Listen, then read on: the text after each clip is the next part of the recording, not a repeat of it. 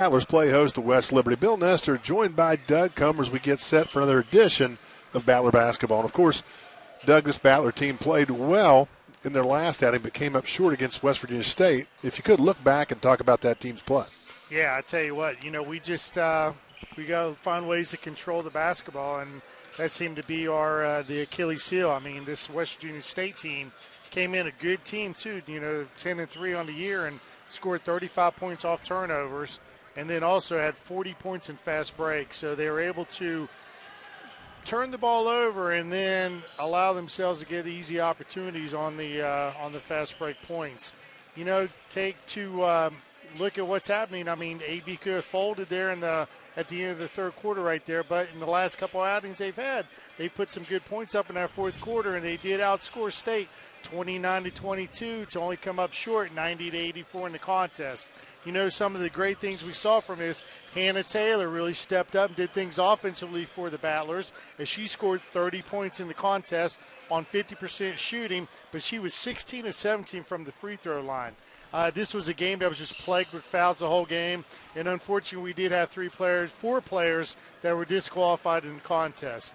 But all in all, like I said, I mean, it was just you're playing against good competition. You're able to stand your ground, and you didn't give up. You came up and you played hard in the fourth quarter. Thus, we just came up just a little bit short in the contest. Doug, some things to take away from that game. Really, I think, number one, the ability of the Battler team to start hard, play hard throughout the entire game, regardless of the scoreboard. And I think that's a tribute to Coach Q, her ability to keep the team focused on the task at hand. And we've seen in the last few games of play, obviously with COVID causing some concerns, we're seeing people missing games. Players will play a game or two and then they're off for a game or two. It's hard to get into a flow, but we're seeing the coaches finding ways to motivate her players, and we're seeing the most effort we can get out of the team.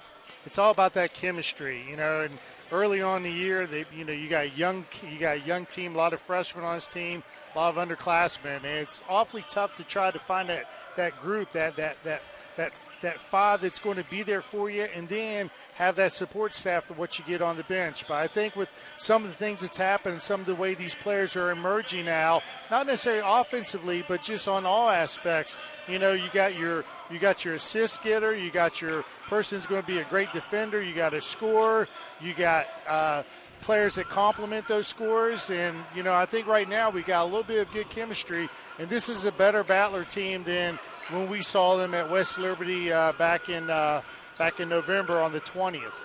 A chance for this team to look at this game and Coach Q to say, okay, this is a measuring stick to see where we were in late November compared to now. So that's one of the advantages of bringing West Liberty in to the Rex Piles Arena. We've got a break to take, and we'll come back and talk about tonight's opponent, the Hilltoppers of West Liberty. That's coming up next as you watch AB Basketball on the Mountain East Digital Network.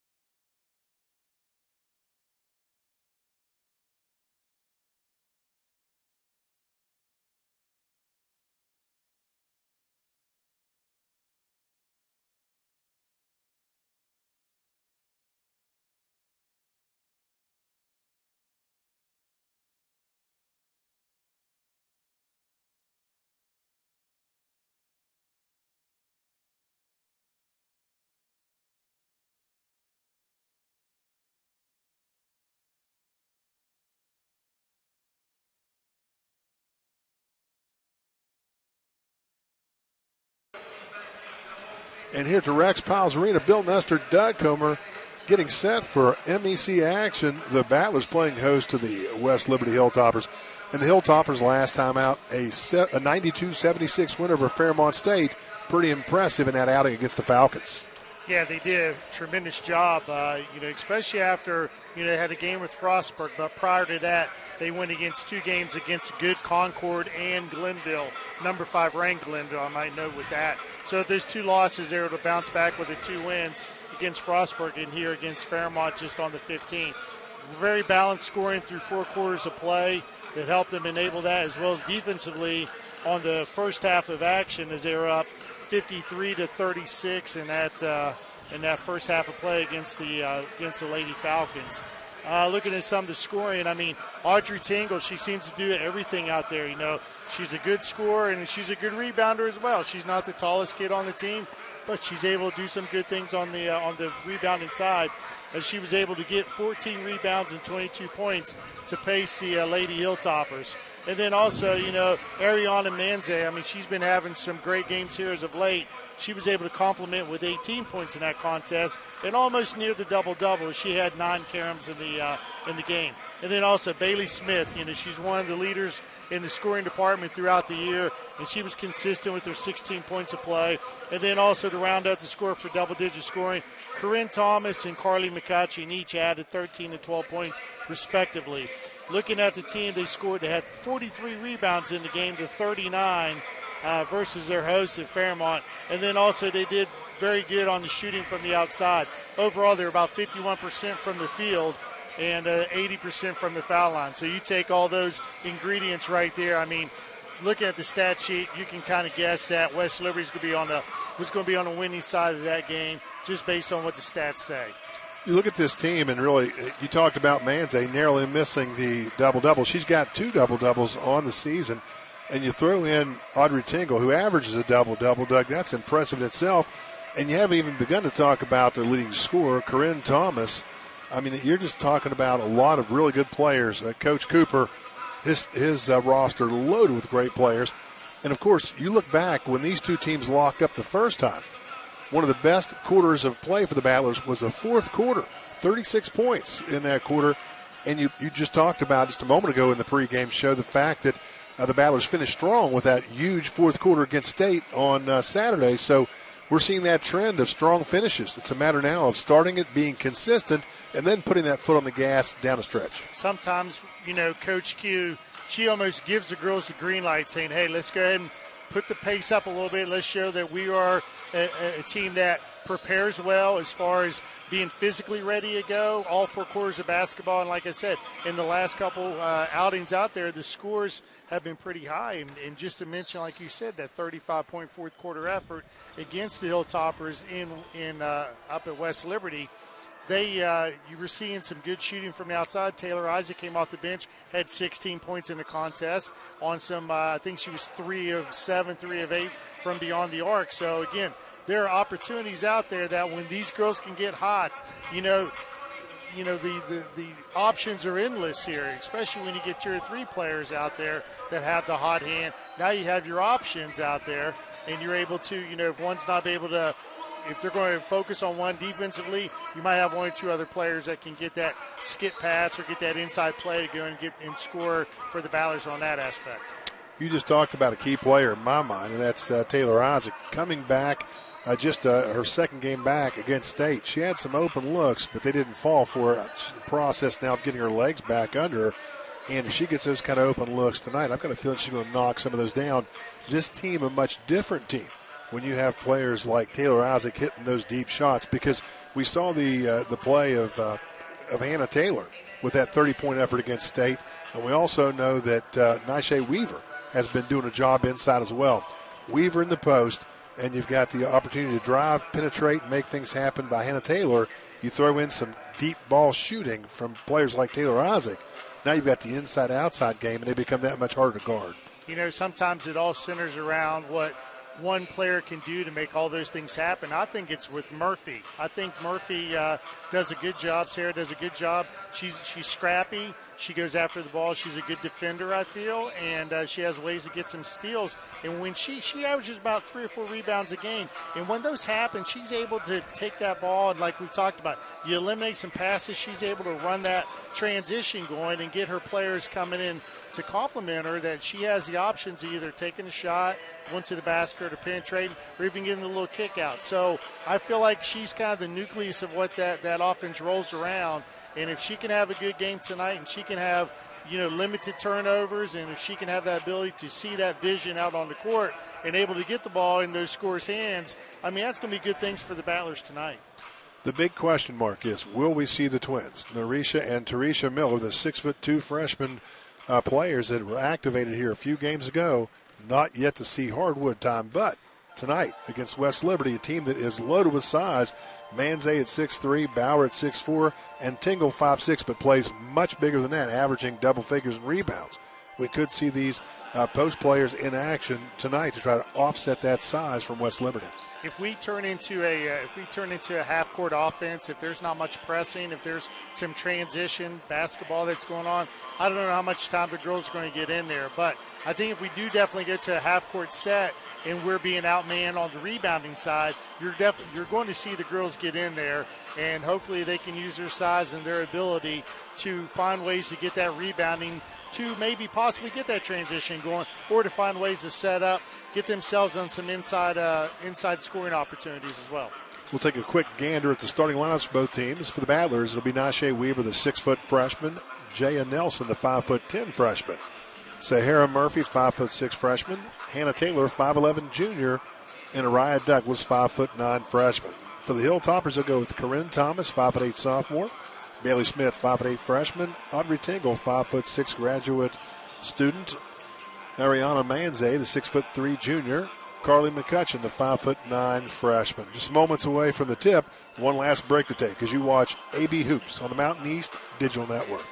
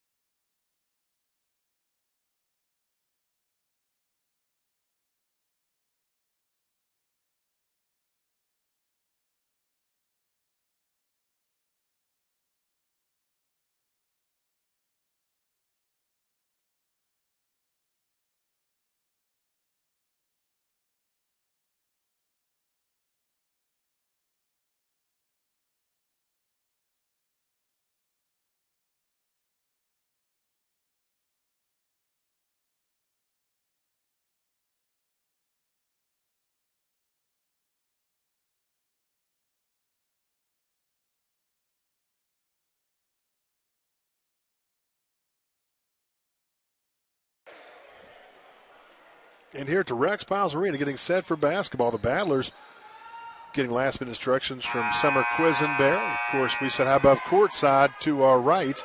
The Battler bench to our left, West Liberty. Battlers in their home white jerseys and the Hilltoppers in their dark jerseys. Battlers travel right to left in this opening half of play.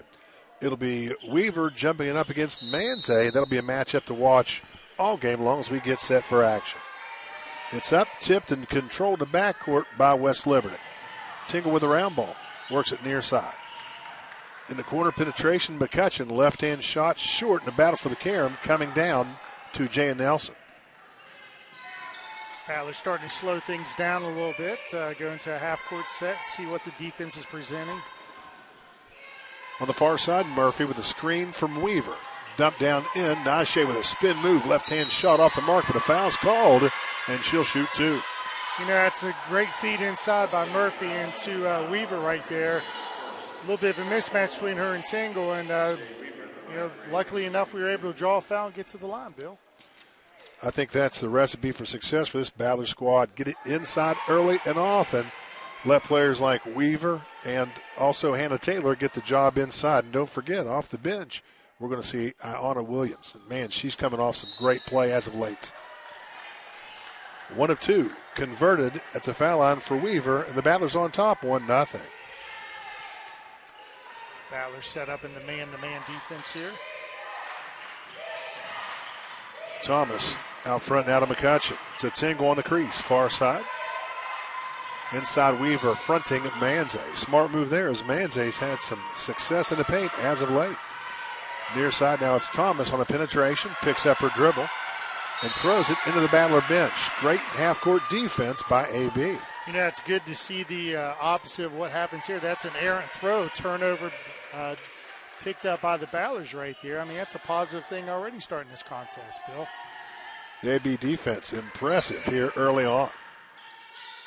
Murphy, a high screen roll, penetration in the paint, leaves it off for Weaver. Shot no, but a foul's called, and Weaver doing work in the paint early for the Battlers.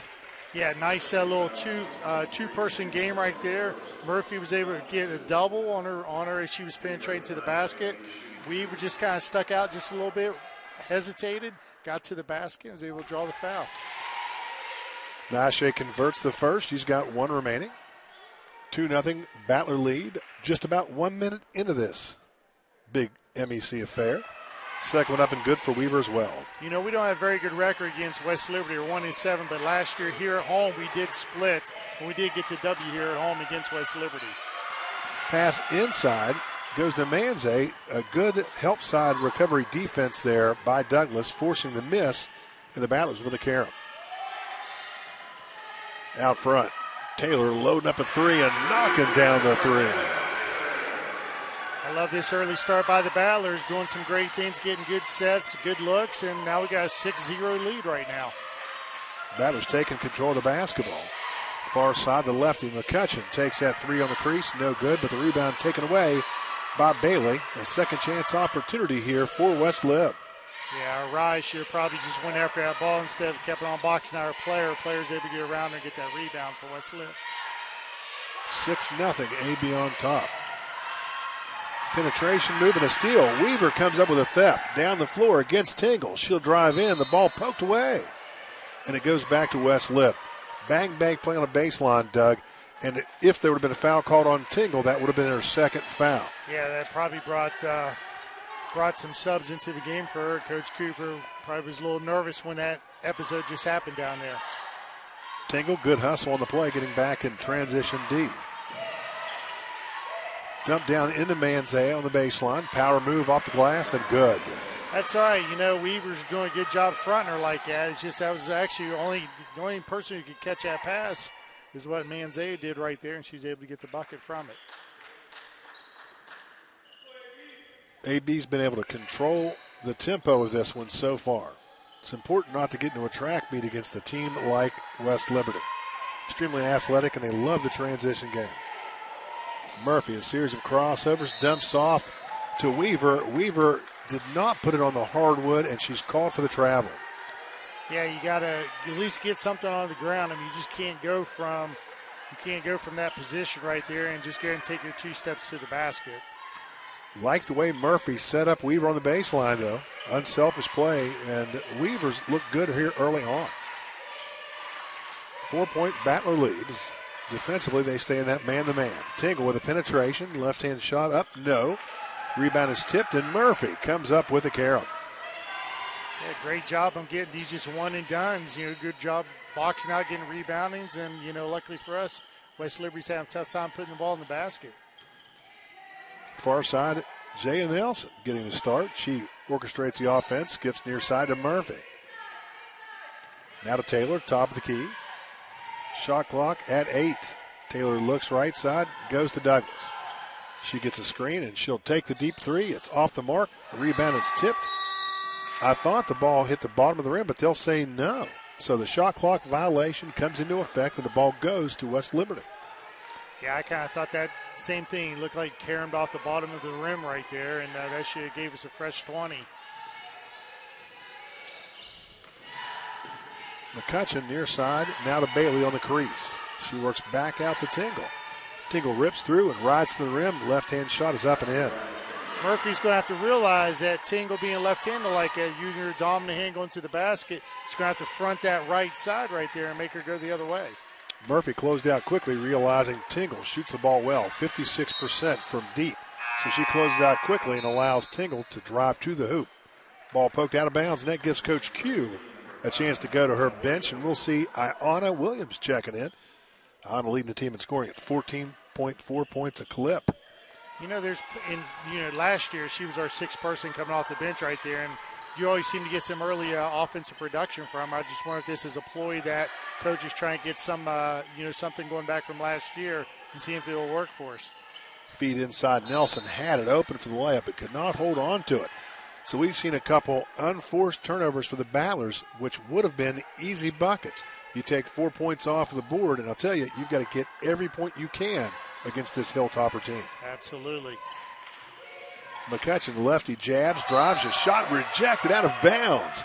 What a block shot there by the Battlers, and give it to Hannah Taylor. Great job by Taylor to time that perfect. She knew she got beat to the basket. The only thing she could do is get a hand up and slap it away, and that's what she did.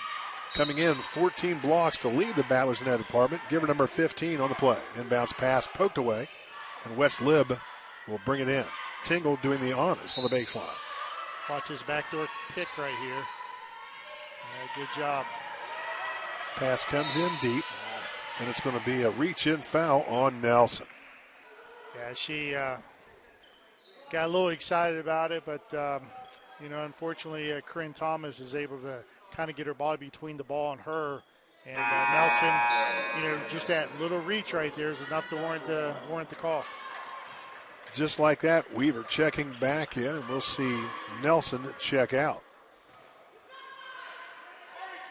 Size-wise, this is a pretty impressive group on the floor for Alderson Broaddus. Weaver and Taylor. Douglas, a strong rebounding guard, is that deep 3 on the outside taken. No, but Manze cleans it up and puts it back in. Well, like I said, Manze she's a pretty good rebounder. It's one of the reasons she's out on the court besides her scoring ability.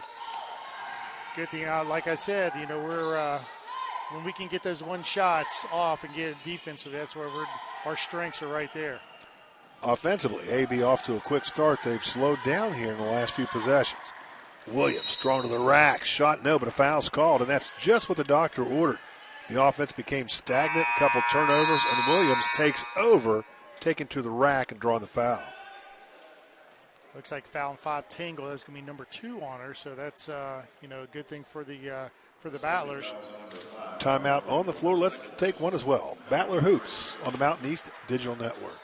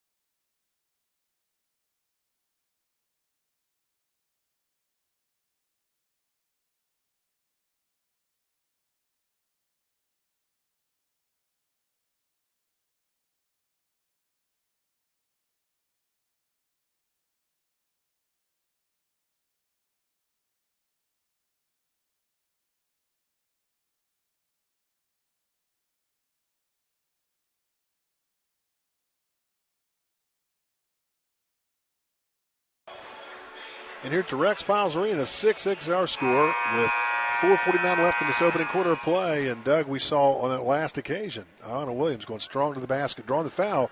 Correction on who it's on. We thought it was Tingle, but they said no, it's Bailey Smith. Foul must have been on the floor before she had the ball to the basket, too. Nice inbounds play as Douglas finds Weaver cutting to the rack. She'll catch it and shoot it and make it. Inside, Manze has it. Weaver tried to come around for the steal. The ball comes free, and West Liberty turns it over. Great job on the inbound play, the last play offensively. Weaver came out, brought her defender, and cut back to the basket like that. I mean, she was in perfect position to get that up and in. Weaver doing the job offensively for the Battlers. Yeah, leading with 5 points already in the contest. Pick and roll, and here comes Taylor to the rack. Shots off the mark. She hits the deck. No foul. Rebound taken by Grace Falk, who just checked in. Transition and a travel, and they're going to call a foul. Man, they missed the boat as there was a travel out there, an obvious call, and instead Douglas is going to pick up the infraction. Yeah, when Thomas was driving to the basket like that, she was losing the ball. Unfortunately, we put a hand in there and reached on that, and it looked like Douglas actually hit the ball in that case and caused her to fumble the ball and going through the basket. So, first free throw for Corinne Thomas. And man, she's an explosive scorer, that is for sure. She gets the lid off the basket, and she cans both free throws. And Coach Cudor bench, we'll see for the first time in this affair, Alexis Coleman, 5'10" freshman, checking in for AB. If Alexis has got the hot hand on the outside right there, let's find a way to work the ball to her, give her some good sets, maybe get a couple three-pointers from her. Coleman with the basketball on the near side, picks up the dribble, shovels it out. It's been deflected, and a good hustle play by Taylor, saving it from a backcourt violation. It goes to Murphy. Murphy yo-yos her dribble between the circles. Brings to the near side on the crease. A lot of action. Now it's Coleman popping out top of the arc. She'll get the pass, dumps it into Taylor. Taylor dribbles, her shots off the mark, an air ball. And that's the second shot clock violation in this first quarter for the Battlers. Yeah, it's just showing what the Hilltoppers doing defensively, especially in their man-to-man. We're trying to get good sets, and I think our game plan right now is to find ways to penetrate through the paint, starting at the foul line. And West Liberty's been adjusting on that the last couple transitions down. Molly Bauer checking in for the first time for West Lib. McCutcheon in as well. Top of the key three for Thomas off the mark. The rebound is tracked down by Sahara Murphy. Let's see if we can do a good job defending the big player inside with Bauer. She's got a lot. She's got more size than Weaver. She's got to do good fundamentals on boxing out on both sides of the ball. They're going to call an offensive foul on Murphy and then a phantom technical foul. You've got to be kidding me. Well, what happened, Bill, is that when Murphy did the shove off to get the offensive foul, out of frustration, Murphy went to shove the ball down to the end line. Unfortunately, it went and hit into Tingle's hip, almost like she was throwing it at her. And so there's two quick ones right there for Murphy. 8-8 our score, 3:13 left in this opening quarter play, and we'll see free throws from McCutcheon to the foul line to our right. The lefty's first offering is up and in. On the season, McCutcheon is 78% free throw shooter. Now she's 22 of 28 from the charity stripe. McCutcheon gets both, and West Lib on top, 10-8. I just hope that little series right there doesn't turn into a turning point where West Liberty takes advantage of. Let's just buckle down, get back to basics, and do what we did in the first couple minutes of the first quarter, Bill. Well, we'll see a Battler change as Taylor Isaac checking in for the first time in this affair. Pump fake penetration, dumped down into Bowers. Bowers shot rejected away by Taylor, and a foul's going to be called. We're going to get Taylor on the arm there on the shot going up. So Bowers, 6'4" post play. He's going to go to the charity stripe. Taylor comes out of the game, replaced in the lineup by Cassandra Smith, 6' freshman. Have not seen Cassandra, I think, since the Frostburg State game. As Bowers' free throw is off the mark. Both teams shooting 4 free throws. Now 5 and 6 as Bowers connects on 1 of 2. 3-point lead for the Toppers. Largest of this first quarter of play with 3 minutes turning clock. It'll be Williams penetrating on the far side. Goes baseline. Body contact, no whistle. And the rebound down to the Hilltoppers. Tingle to the rack. Left-hand shot's off the mark. The rebound is tipped out of bounds. And they'll say it's West Lib ball. You know, like you said, last 3 or 4 transitions, there has been some contact on that end. You're getting some of the similar contact on the opposite end as well, so we got to get that consistency back with the officials right here. Coach Q not happy about it, and I don't blame her. Man-to-man defense for AB here. Inbounds pass to Thomas. Penetrates to the elbow, kicks back out. Falk takes the 3 off the mark, and Weaver gets the rebound. Under duress, Bauer tried to get it. Couldn't come up with it. Now it's Kuhlman with a round ball out front. She works near side to Williams. Williams on the crease, looks for a screen, gets it from Weaver. Bumped out front, no call, reach in, body contact. 3 fouls and not one of them called on the play. Coach Q irate. Near side, McCutcheon loading up a 3 ball. It's in. The lefty knocks in the trifecta. I mean, you got to commend these Battler women for the job they're doing to penetrate into the basket. They're doing exactly what they're supposed to do, draw the defense into foul situations. They're just not getting the whistle, Bill. It's got to be frustrating because they're working hard and getting nothing for their labor. Pull up at the elbow by Weaver. No good, and the rebound is picked up on the baseline by Tingle. Across midcourt in a hurry, Tingle to the rack, dump off. It's a beauty to Bowers, and she'll finish. Yeah, Bowers had both players contending on Tingle right there, and unfortunately we had Bauer on the backside for a wide-open layup. Looks like West Liberty's going to come out with 4 fresh here at the next dead ball. That's the advantage that the Hilltoppers possess, a deep bench. Battlers continue to play shorthanded. They've had that issue for the last several ball games. Smith out front, skips it. 3 ball for Isaac off the mark. The rebound is tracked by hustling Tingle. She'll take it far side. McCutcheon penetrates in the paint. The 3 ball is up, and the 3 ball is good. Coach Q might need a timeout here. West Liberty shot 35 3-pointers against us in the last affair, making 10 of those. So 30 points from beyond the arc. We got to regulate that right now. Kuhlman loads up a jumper from the foul line. No dice, and it's a 2-on-1. Tingle with it. Feeds it off perfectly. McCutcheon finishes, and it's been a big run for the Hilltoppers here late in this first quarter. Yeah, the Battlers have been stymied for about the last 3 minutes of basketball. Kuhlman outside directing traffic. 5-second differential from the shot clock and the game clock. Taylor Isaac with it. Goes far side. It's going to be Kuhlman. Holds it on her hip. Directs traffic. There it is. Lob pass inside. Goes to Weaver. Weaver hacked. It won't go, but a foul's called and 2 free throws await Nashe. Yeah, good feed by Isaac right there.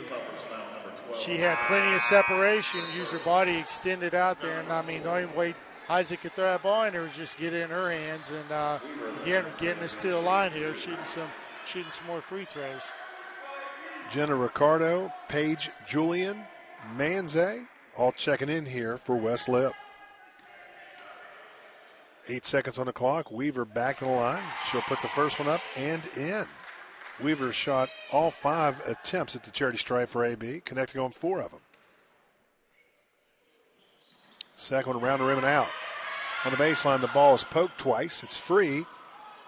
Picking it up is Williams. 3 seconds on the clock. She dribbles in, works it off to Smith, and Smith travels with the basketball, and that'll do it for the first quarter of play. Battler Hoops on the Mountain East Digital Network.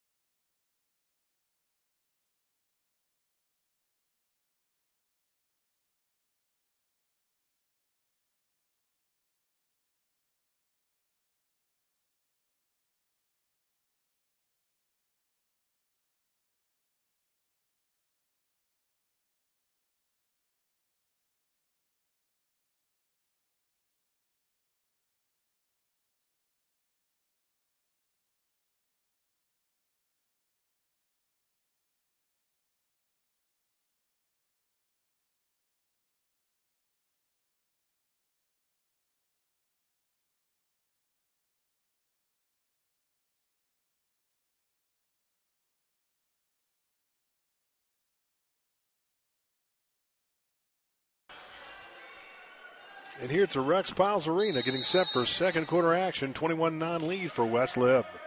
Yeah, the West Liberty is able to take advantage of some transition play in that first period to stretch out to the 12-point lead. Douglas with the penetration move, strong, but it won't go. Manze cleans up the boards. She'll work it out. Here comes Ricardo across midcourt. McCutcheon, one touch. It's a beauty. And inside the deuce, that'll be Bailey Smith. West Liberty does such a good job of sliding and getting in those lanes right there. They feed the ball in the middle and it gives them options on the left side, right side, or take it down the middle. Williams on the far side wing. Works it back out front. Taylor with it now. Penetrates in. Her shot's no good. The backside rebound to Smith. Down the floor. Pass on the baseline. Double team. And now out front, Bailey has it stolen away by Douglas. Douglas waits for the defense. She'll pull it out, set up the O. Crossover out front. Ball poked away, and it's going to be stolen.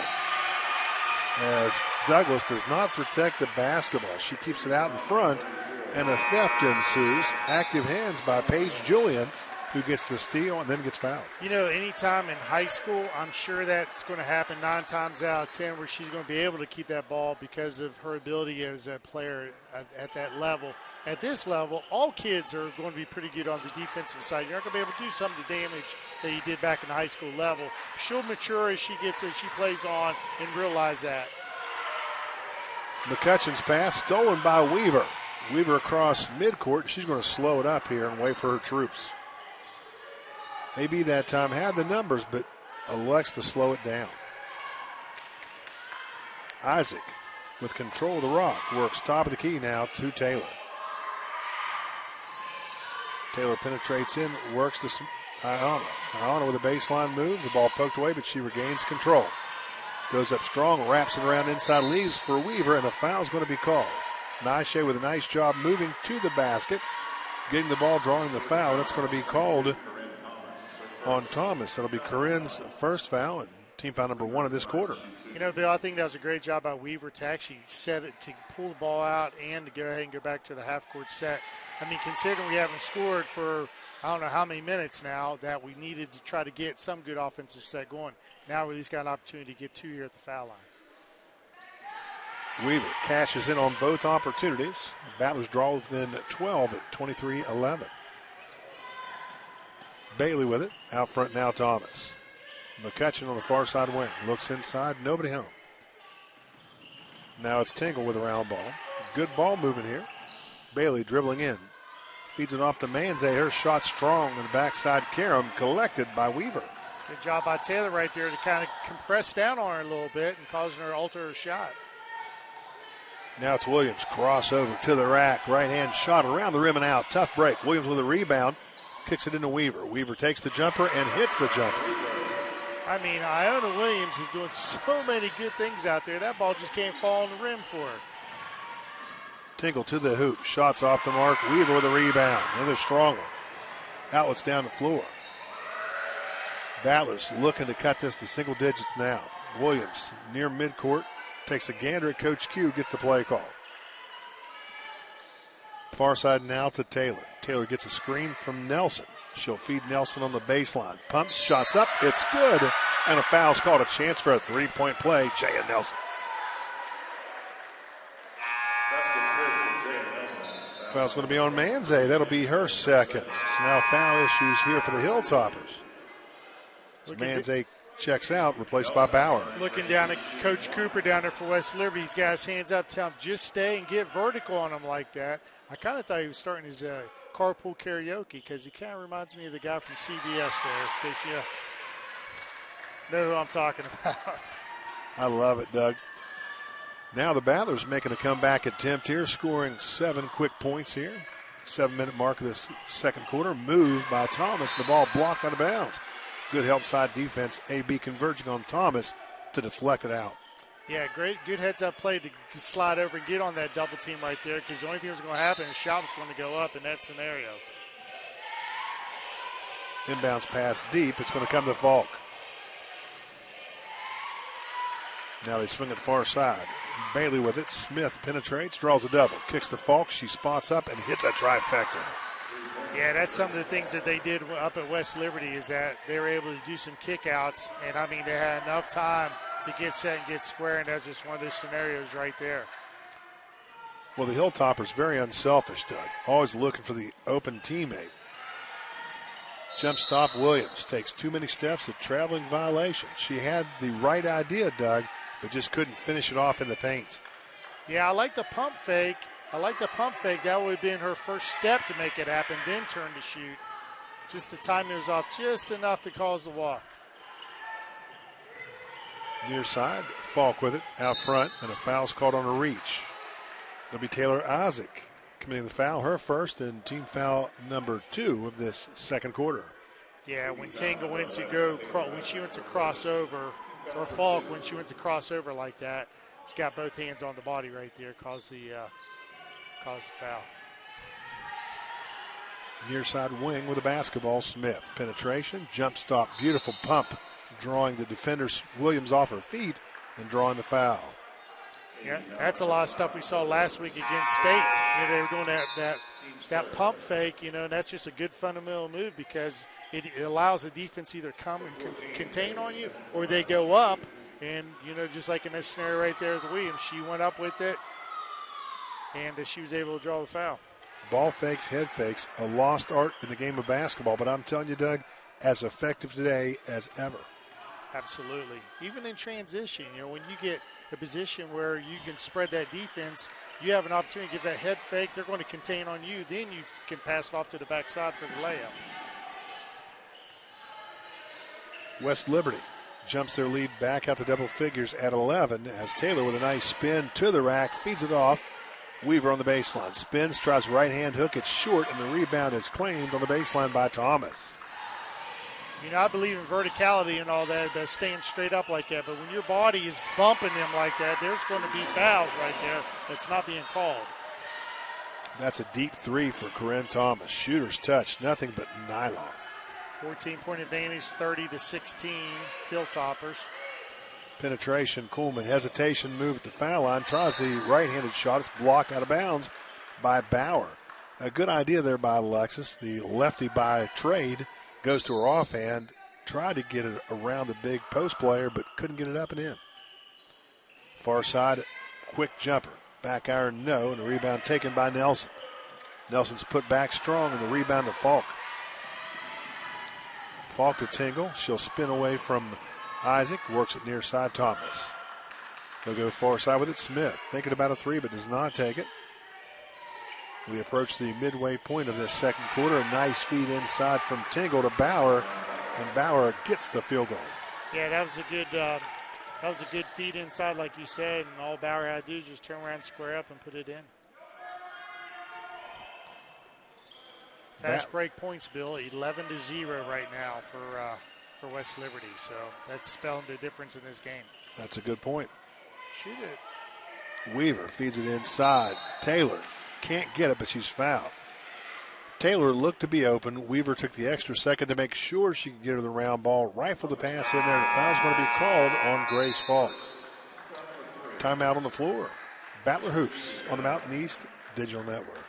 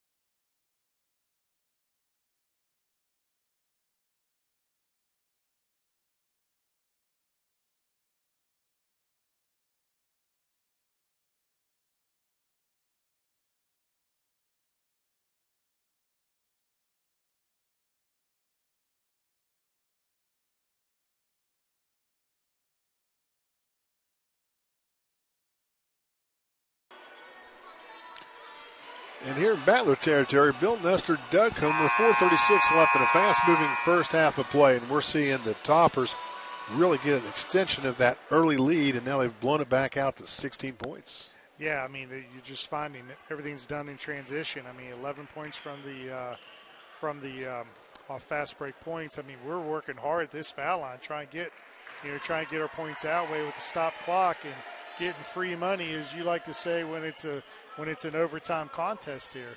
We just got to find ways of being able to penetrate to the basket, finding that contact, and let's getting some three-point plays out of this. Taylor makes 1 of 2, breaking that scoring drought for the Battlers coming out of the timeout. Tingle tries to go backdoor. The ball sails out of bounds. Thomas says, my bad, as she had the opportunity to cut backdoor but did not go.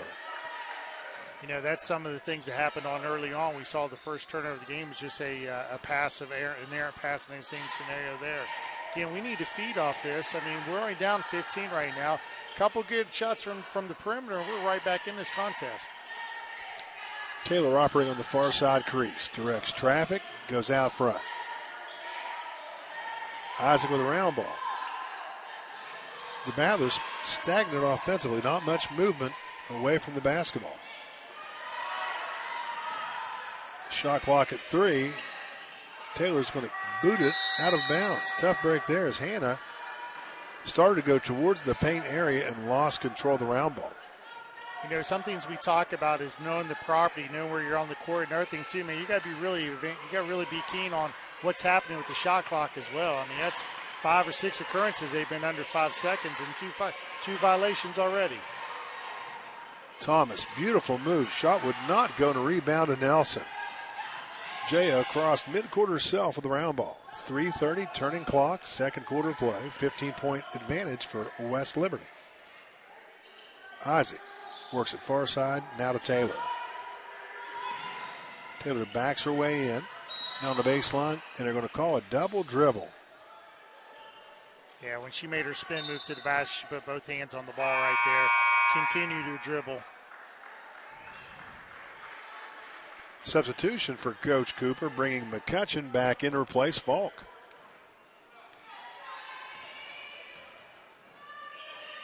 McCutcheon lobs into Bauer. Bauer contested on the help side by Nelson, but goes over top of Jaya and gets the field goal. You know, it's kind of like dealing with the Fitzwater girl down at Concord. She has so much size and she has arm spread that she's able to get opportunities like that to score at will. Nelson with control of the rock. Penetration move, leaves it off to Weaver. Weaver has it poked out of bounds by West Liberty. Nice leave off by Nelson. Weaver got inside but could not finish. Now we'll see Iana Williams checking back in, replacing Weaver. You know what I love about Weaver, though? I mean, she's only a freshman like we talked about, but, you know, her ability to be aggressive like that going to the basket, I mean, that's fantastic seeing this at a kid at that young of age. Coleman on the crease near side. The lefty penetration move into the paint now. Shovels it off to Williams. Back out, open for 3. Taylor, she'll take it and miss it. Bauer claims the carry. Now the pass to Tingle, and here come the Hilltoppers. Tingle on the right side with the left hand off the glass and in. Yeah, that was a big-time shot right there. It's coming in hard on the right side, and to go up quick enough to get that left-hand shot off, pretty impressive by the point guard. What I like the most about these West Liberty guards, when they see an opening, they go hard to the basket, trying to make things happen. You've got to be aggressive when you see there's no help side defense, and that's what they do. That was a travel call on Williams. The ball back to West Lib. She thought she had her pivot footed playing it, but I don't know if it was a switch or what the case was. Well, Coach Quisenberry looking for some answers with nearly 2 minutes remaining in this first half of play. West Liberty with a 36-17 lead. Backdoor cut, a beauty, and the leave off to Julian, who gets her first deuce of the game. Yeah, that was a great look. A little slide right behind the defense right there. Had the wide open layup. Taylor Isaac on the far side. Now it's Williams. Top of the key. Pull up Jay. Back iron no. And a foul called on the rebound attempt. It's going to be on Taylor. That'll be her second foul. That prompts Coach Q to her bench. We'll see Nashe Weaver checking back in. She's going to replace Hannah Taylor. Hannah's just looking pretty frustrated already, this early part of the contest right here. I mean, when everything was going all for her the last game that we were on with the 30 points, I mean, she's not getting the opportunities that she was able to last contest. Dribble drive, and the ball comes free. Hustling after it's Williams. She picks up the loose round ball and gets down the floor. She'll work it out front. Open three ball. It's up. Back iron. Isaac could not convert it. Rebound and outlet pass. And here comes Thomas behind the defense. Her right-hand layup around the rim and in. Thomas heating up now. She's got 7 points. 40-17. The lead growing here for West Lib. Williams out front operating. Comes to the near side, looks for a screen. Gets it from Isaac. Operates on the wing, now penetrates into the paint. Her shot is up, no good. And the ball goes out of bounds to the Hilltoppers. This girl gets an A for effort right here. I mean, just in her abilities to try to get the ball to the basket like that. Drawing the contact, we're just not getting the whistles from it. 54 seconds left in the opening half. Smith works across the midcourt, goes to the far side. Hands it off. Penetration move. Left-hand shot around the rim and in. Give the deuce to Paige Julie. Yeah, good job on her ability to kind of make that little crossover move, go back to her strong side. Nobody was guarding her, and she was able to get the layup. Coleman tries to lob it inside. Bauer with a theft. The ball comes free. It's going to be picked up by Ricardo and a jump ball called. Good hustle there by the Battlers.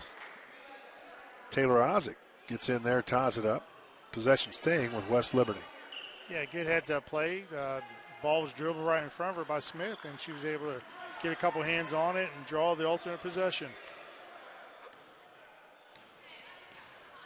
15 on the clock. Shot clock is turned off. Smith on the far side, guarded by Isaac. Penetrates into the paint, and a foul is going to be called on the floor on a reach.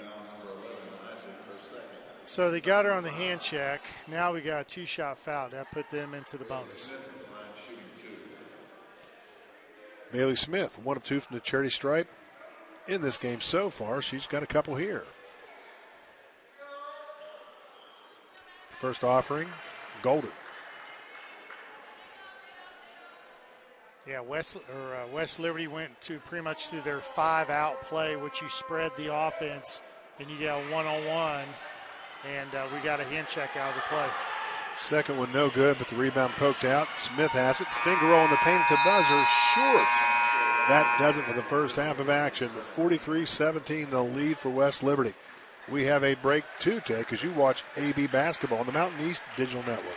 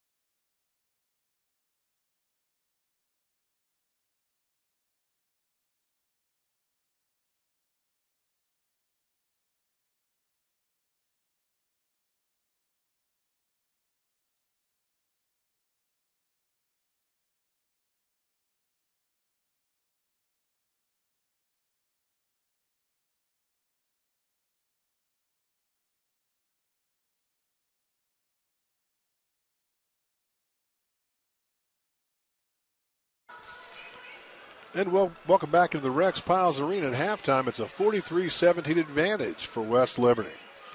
Looking at stats for both teams, and of course the Battlers, led by Nisha Weavers, 10 points in the first half, 4 for Hannah Taylor, and 3 for Jaya Nelson. Battlers did not shoot the ball well at all in that first half of play. 4 of 24 from the field, 16.7%. Consequently, on the other side, the Hilltoppers, lights out. 16 of 30, 53% from the field. McCutcheon with 10 points in the first half. Thomas and Bauer, 7 apiece. 4 points apiece for a quartet of players. Smith, Manzade, Tingle, and Julian, and 3 for Falk. The halftime score, 43-17. Some other stats of interest. You look at fast break points, 16-0 in favor of West Liberty, and bench points, 14-0 in favor of the Hilltoppers as well. Those stats pretty much tell the story as we get set for our last halftime break. We'll be back in 5 minutes for the start of the second half. It's Battler Roundball on the Mountain East Digital Network.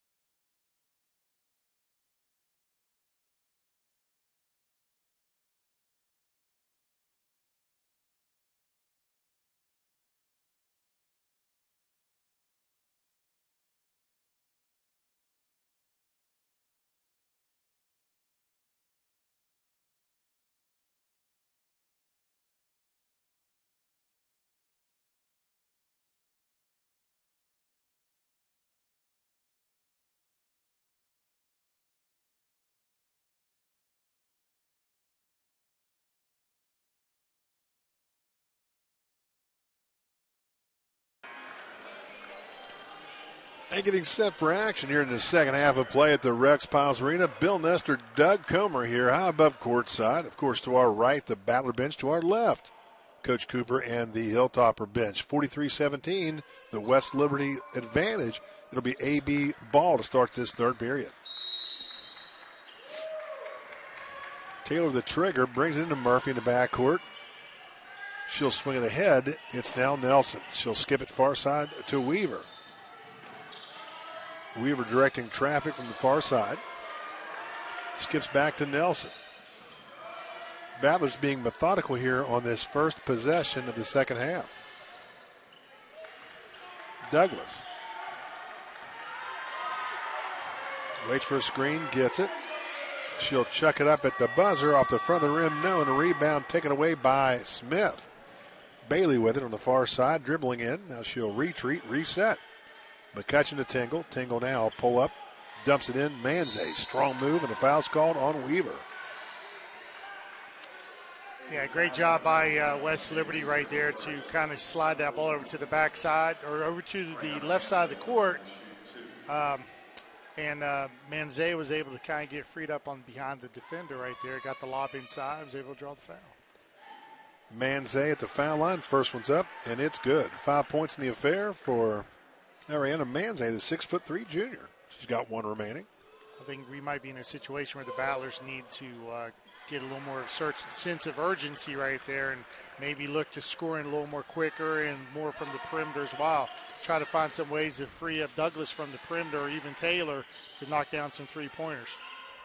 There's no 20-point shot, magic shot for the Battlers. They just have to chip away here as Douglas tries that three off the mark. Tingle with a rebound. It's a 2-on-1. Dump off inside to Smith. She's fouled by Douglas. She'll shoot two. McCutcheon hit the deck. Otherwise, they would have had a 3-on-1 on that play. McCutcheon with 10 points, all coming in the first quarter play. Quick start for the Hilltoppers from McCutcheon. Yeah, McCutcheon and Taylor kind of got their feet tangled up in transition right there, and both fell to the ground. Taylor showing a little bit of sportsmanship right there. She was reached down to try to pull her up, saying, hey, you know, that was friendly fire. That wasn't nothing towards there on purpose. So Smith at the line, nails both. She's got 6 in the game, and the lead out to 30 at 47-17. Yeah, almost everybody for West Liberty has been in the record book. Ricardo is about the only one who hasn't scored yet for the visitors. Pass inside Weaver. Left hand sweeping hook, no, and the rebound is picked up by Tingle. West Lib looking to run. Tingle with a beautiful step through her shot around the rim and in. Yeah, you know, Douglas did the right thing right there. She was going to reach in and try to see if he could slap that ball away like that. But, you know, Tingle was able to go up and over her with that left hand, keep the possession of the ball and go in and make the layup. You know, everybody talks about Corinne Thomas. He is an outstanding player, but this Hilltopper squad, more than just Thomas. Man, they're loaded. Taylor spin, shot, no, rebound Smith. Just can't get the ball in the basket this evening, man. The lid's been on all night for us, shooting around 14% right now from the field, Bill. Not the kind of shooting that you need to beat a team like West Liberty. Law pass in, a beauty to Manze, and she'll finish it off. When you got a player that length and that width wingspan with her arms like that, just get the ball up in the air right there and let her catch it, and you're going to get results just like that every time. Very tough to defend. Feet inside, Weaver strong, hits it, and hacked. A chance for the three-point play. Nice Shea Weaver. You know, Weaver's been the bright spot for this team so far. 12 points already in the contest with an opportunity to get 13 out of it. She's been working hard all evening. You know, I know she's 3 of 7 from the field. I'll tell you what, a lot of those shots were contested, or there might have been some foul opportunities involved in those that were no call. I'm not sure if Coach Cooper is a fan of Fast and Furious, but, man, he hit the nitrous button. His team exploding down the floor on every offensive opportunity. Really looking to run here in this third quarter of play. Weaver completes the three-point play, and Tingle tries a three of her own on the far side. It's off the mark, and Weaver claiming a carom. That's her 6th rebound for this evening.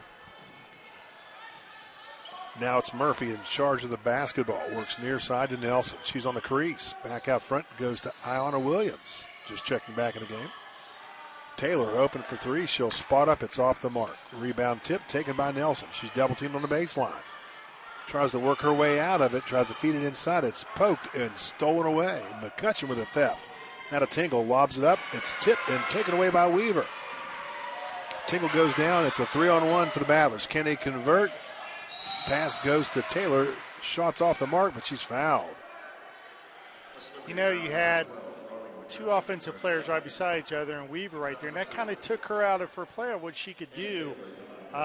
You know, you got to kind of spread that offense out a little bit in those transition opportunities, and I think that would probably give Weaver a chance to go ahead and drive to the basket right there. But, you know, she was able to at least get the ball into Taylor's hands, and with her being left-handed, she was able to use her strong hand to go to the basket and draw the foul. McCutcheon, a good job defensively, as she disallows a 3-on-1 scoring opportunity. Instead, she forces Taylor to line where she makes one of two. So McCutcheon with a smart play defensively. Yeah. Far side, loading up a three. It's off the mark, no good. And the backside rebound is taken away by Taylor. Thomas could not convert that trifecta. She was so wide open, really, I think it caught her off guard. AB on the attack here offensively. Murphy emphatically directing traffic. Now she works far side. It's going to be Williams on the crease with a round ball. Top of the key to Weaver. Weaver to Taylor. She wanted to shoot that three, but a good closeout by Thomas. Taylor to the rack. Her shot's off the mark. Rebound Bauer. She'll hand it off to Thomas. Thomas exploding across midcourt, works near side. McCutcheon, the lefty, with a catch-release three. No, as it bounds over the backboard, out of bounds. Substitution for the Battlers, as we'll see checking back in, Taylor Isaac. Isaac on the campaign, averaging 11 points a game, yet to score in this one. Hannah Taylor just needs a little bit of a breather. She looks a little gassed out there right now. Hopefully get some vital minutes on the bench. Might help her out here in this stretch for next time she comes in. Solid screen set by Isaac, freeing up Nelson. She'll go now far side to Murphy. Murphy with a penetration to the foul line. Redirects, goes to the left side. Left-hand shot, no. Rebound is tipped multiple times and picked up on the baseline by Falk. I tell you what, the last couple of times when we were able to run that two-person game and get the ball into Weaver inside, that might be something we need to focus on here the rest of this quarter. Thomas, three on the near side crease, no. Backside rebound picked up by Weaver. She hands it off to Williams. Nice job on the rebound, too, because she got bodied up by Bauer on that rebound. No call. Isaac coming to set a screen for Nelson. Nelson works near side now to Williams. Williams with a penetration to the foul line. Picked up by Bauer. Dumps it off inside to Weaver, who's fouled. She'll shoot 2 free throws. Great job on that two-person game right there. You know, the ladies there had an opportunity where Weave went to go ahead and set up for a pick, and then Ione was able to see her flash a great little bounce pass into her to get the attempt to score the bucket. Timeout on the floor. We'll take one as well. Battler Hoops on the Mountain East Digital Network.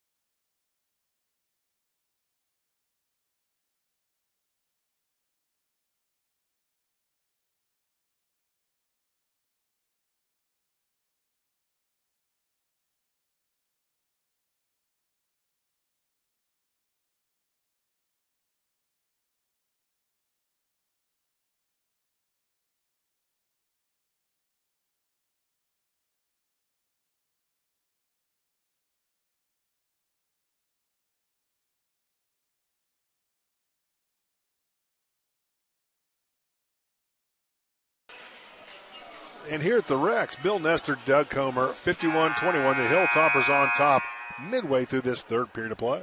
Yeah, but, you know, I'm starting to see a little more enthusiasm on the Battler side here. You know, I love what they're trying to do now. Let's put it in Weaver's hand. I mean, she's got, 14 points on the night so far. She's kind of the offense for us, so we might as well just keep on feeding her the ball and give her the green light all night. 1 of 2. And the backside carom taken by Falk.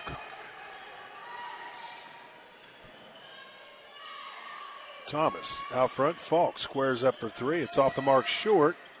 A duel on the far side between Thomas and Nelson for the rebound. It comes free, and Williams sweeps in and cleans it up. Good for Williams here and starting the offense here. She ran to the point, trying to get it in Isaac's hands, or maybe trying to get the 2-man going again. Isaac with the basketball.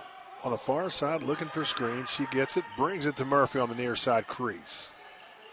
Deliberate, the best way you can describe the Battler offense in the second half.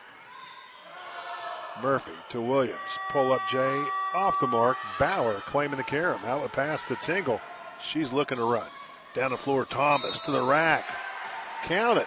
Left-hand layup on the left side. And one opportunity for Corinne Thomas. Foul's going to be called on Taylor Isaac, and that'll be Isaac's 3rd foul. Yeah, I mean, Thomas did a great job of filling the lane right there, and instead of sliding over to defend, Isaac just went and put the little reach on there as she had the ball carom, and she had the ball in her hands ready to go up for the basket. Thomas was primed to join the double-digit party, but that free throw off the mark, she's now stuck at 9. Alderson brought us with control of the basketball. Baseline penetration near side. Isaac cut off there by Tingle. Isaac now called for steps as Tingle moves her feet well and forces the infraction. Smith checking back in the game, replacing Thomas.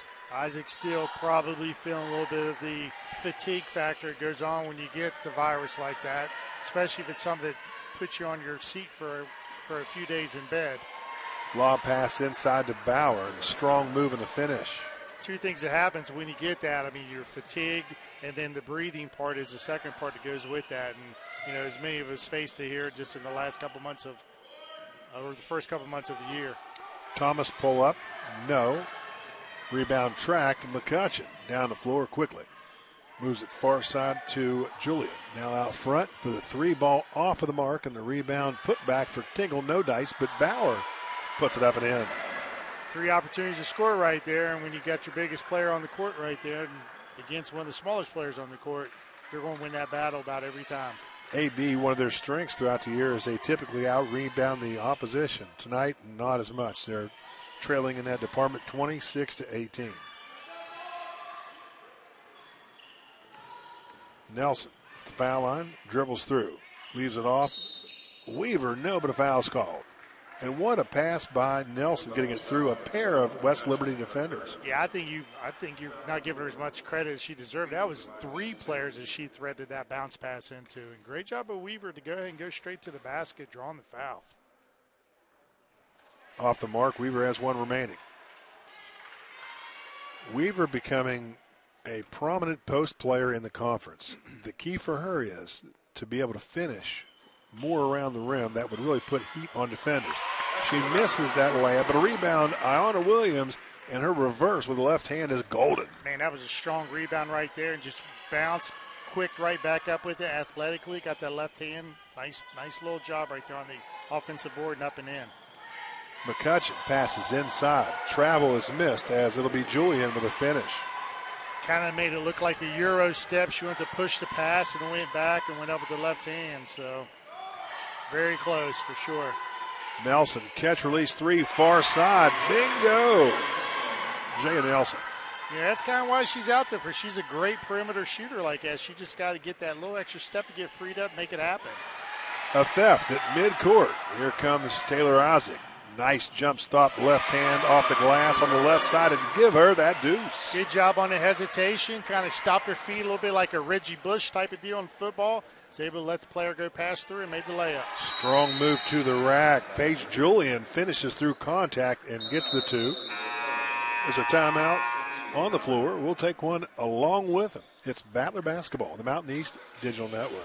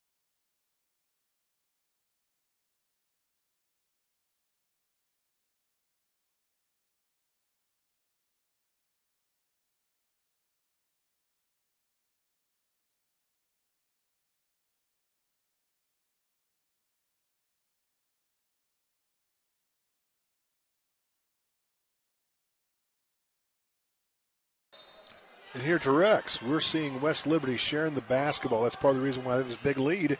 Coming in, they average 15.4 assists a game tonight, already 17, and there's still a minute and a half left in this third frame. Iona, beautiful move to the rack. Shots blocked by Bauer. Comes free and taken by Tingle.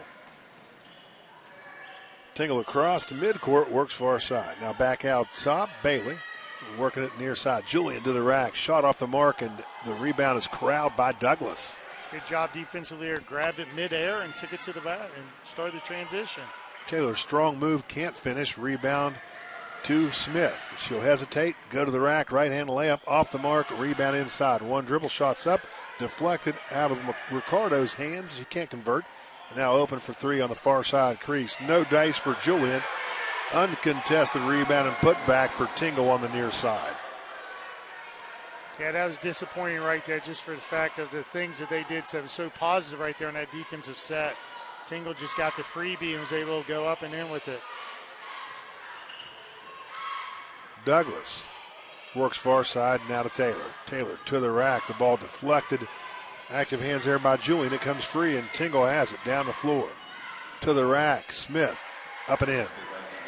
Good transition of a flashing Smith to get to the basket right there. All set up by Tingle's ability to get the transition game going for the Hilltoppers. Taylor Isaac with a basketball in front of the AB bench. Out front to Douglas. Catch, release, trifecta off the mark at the buzzer. That will do it. 65-29 heading into the fourth period of play. Battler Hoops on the Mountain East Digital Network.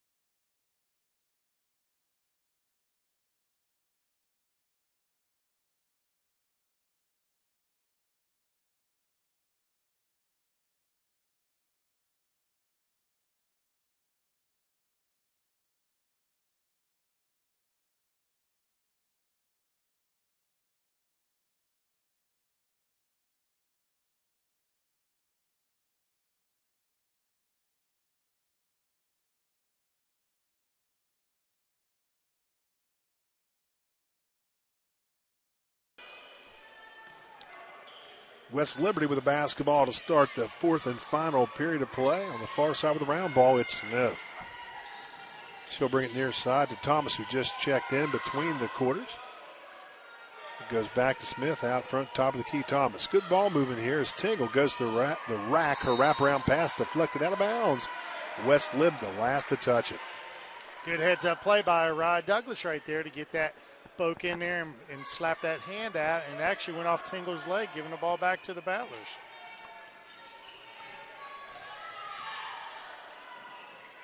Isaac operating near side, feeds it to Douglas. Douglas to foul line. She'll dribble back out to the near side wing, looks for a screen, gets it from Taylor.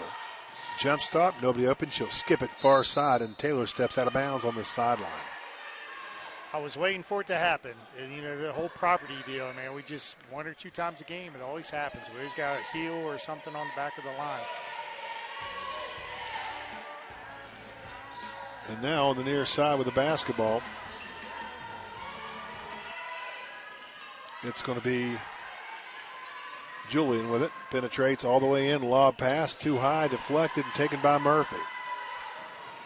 Murphy across midcourt. Euro step, fade away, body contact, no whistle. West Lib comes up with the basketball. Down the far side, it's Julian. To the rack, right-hand layup, count it. Yeah, tough call on the other end by Murphy right there. Like I said, when she gets that rebound, you saw how quick it was for her to go ahead and get the transition game going right there. We just couldn't take advantage of it and get the bucket. Dump down into Williams on the block near side. Feeds it off to Taylor. Ball poked. Taylor gets it back. Goes to Douglas. Up and under, left-hand layup, around the rim and out. Tough break there as Douglas had a sweet move. Pass inside, a theft. Williams comes up with a basketball. She'll bring it across midcourt herself. Works to the rack, steps in, shot off the glass, and good.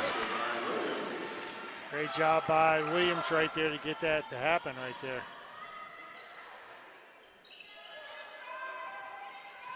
.36 advantage. Pass on the far side, out of bounds. Turnover gives it back to AB.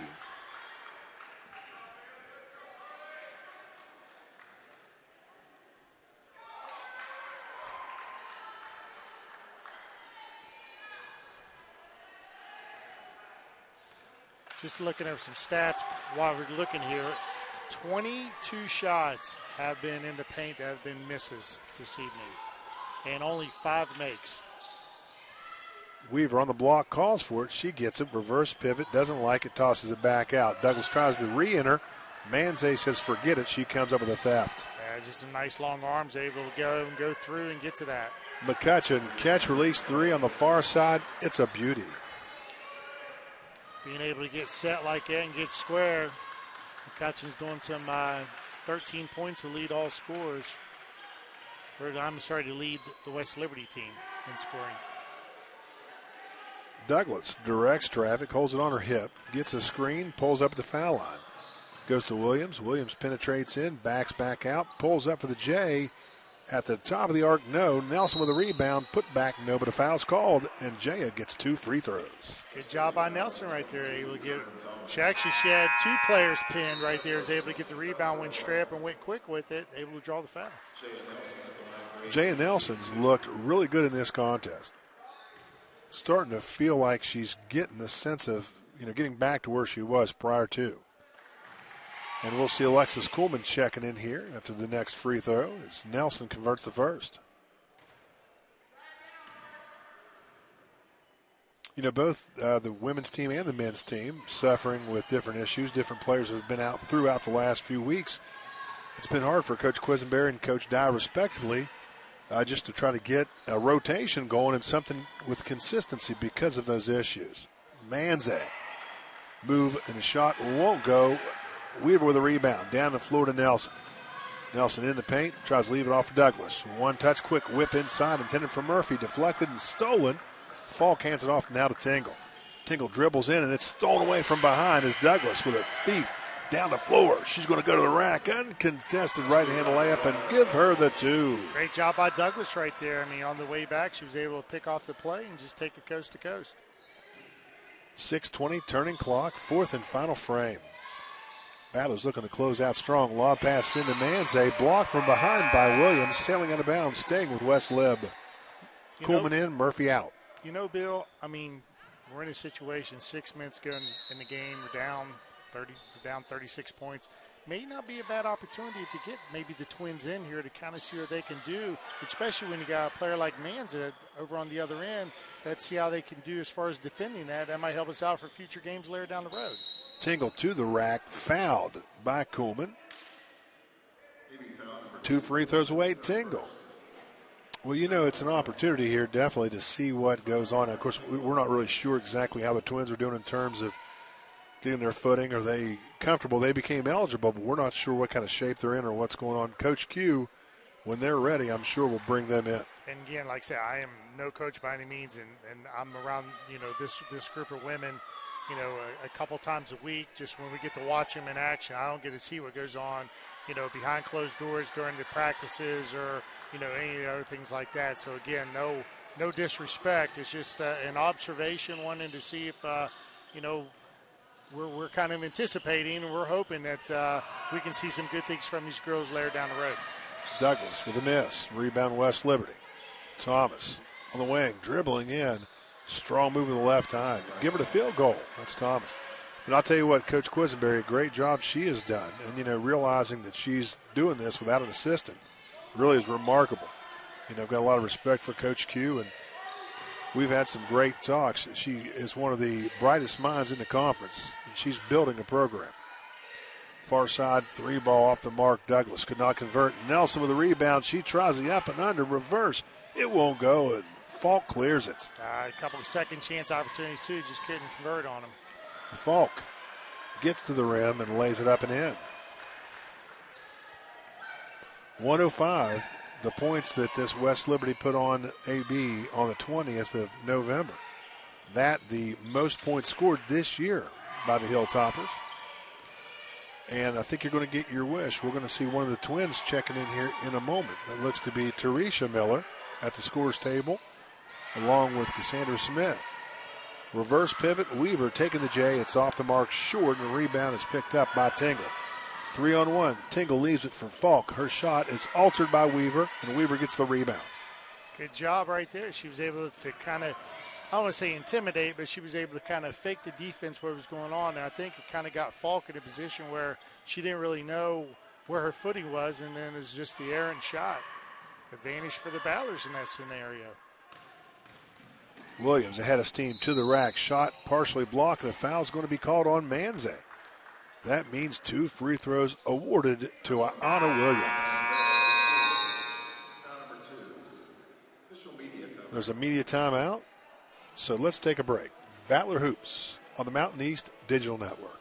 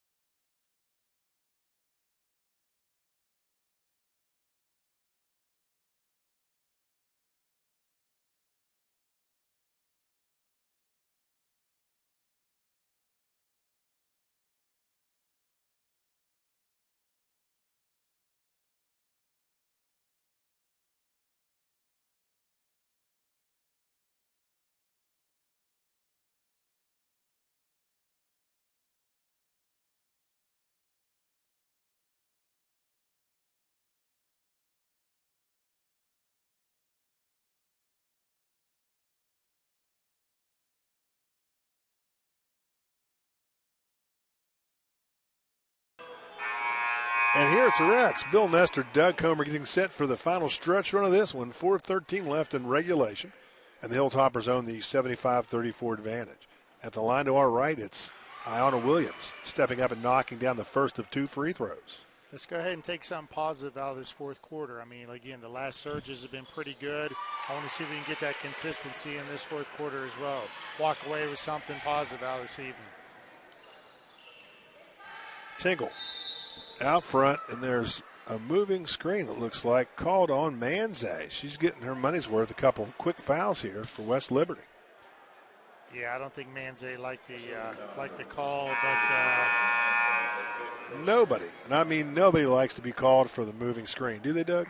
Not in that scenario right there, especially when it almost looked like it was incidental, but it was enough that got her disqualified from the game. On the attack, Williams right in front of the AB bench wants to toss it in with a lob to Smith. Too high to handle. It's taken away by Grace Falk. Sometimes when you fake the over the top and go with the bounce pass on the side, a little more higher percentage of shot, or so much more of a higher percentage pass to make to the basket. Nice move inside by Corinne Thomas. She gets the hoop and the Harm a chance for the three-point play, and she joins the double-digit party. In the game 11, looking for 12 at the charity stripe. You know, it's kind of a quiet 13 points, but I'll tell you what, she's always involved when it comes to play offensively, whether it's a kick out, whether it's a drive to the basket, or it's in transition. I mean, most of her points came in on transition, but as you can see, her ability of getting to the basket and going strong and drawing contact is her strength for, at least it is for today. Free throws up and good, completing the old-fashioned three-point play for Thomas.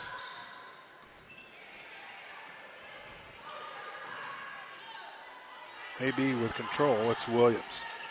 Crossover at the elbow on the far side, dumps it inside. That'll be Miller with it. Back out to Williams. Williams dribbles in, picks up the dribble, and passes back out. Deflected by Falk. Now it's Tingle with it. Skipper far side loading up a three. Thomas, and she got it.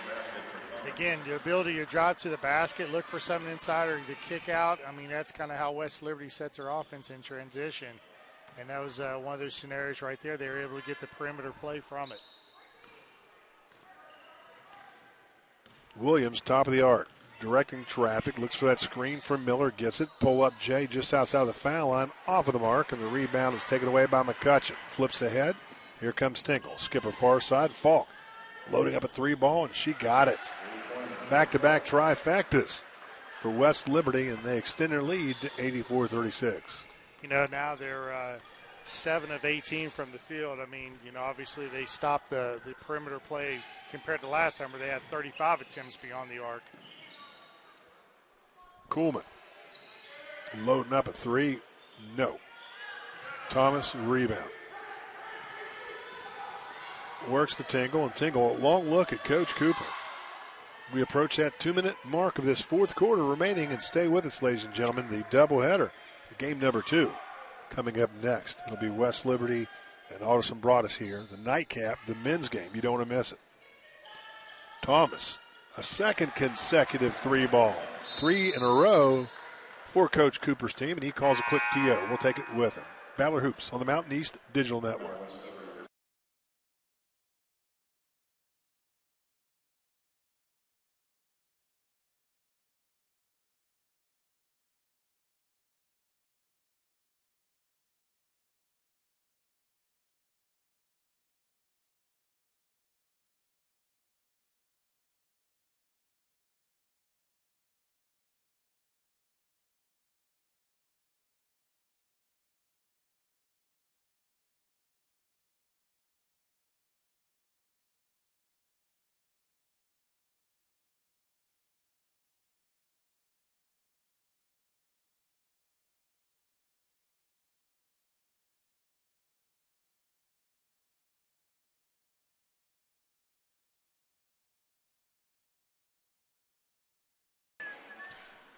And here to Rex Piles Arena, 1:51 left in regulation. And we're seeing the Battlers getting the ball out of bounds, and that hot shooting continuing for West Liberty. 3 consecutive makes from deep, extending their lead out to 87-36. Yeah, team shooting 55% for the night, and then we're down to a dismal 20%. So definitely been the difference in the contest.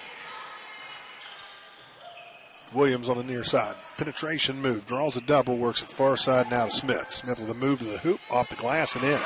Sweet move there for the Deuce, for the Battlers, and give it to Cassandra Smith. Yeah, nice running move to the basket right there, and all in motion to go up and go out and get the banker there. Bauer in the corner on the far side. Goes to Tinkle. Tinkle strong, and a foul's called. She'll shoot 2.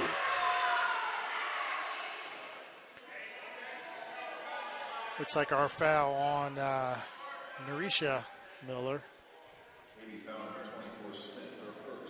It'll be Smith picking up the foul. Tinkle with the line. She'll shoot the 2 shots. First one's up, around the rim and in. Give her the Deuce. I'll tell you what, you like the way Tinkle plays the game. The lefty is very instinctive, very unselfish, and she gets the job done for this team. She's one of the leaders for the Hilltoppers. She drains both free throws. Inbounds pass comes to Kuhlman. She'll walk it across midcourt.